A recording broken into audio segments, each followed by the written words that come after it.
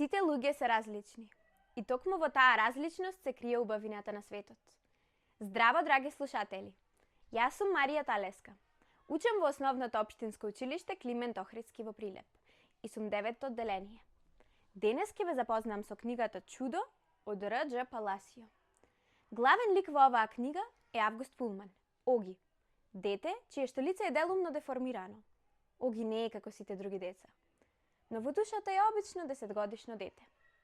За прв пат се наоѓа во училишна средина и загрижен е какво ќе биде мислењето за неговиот изглед. Средината во училиштето му е затворена и не се чувствува пријатно.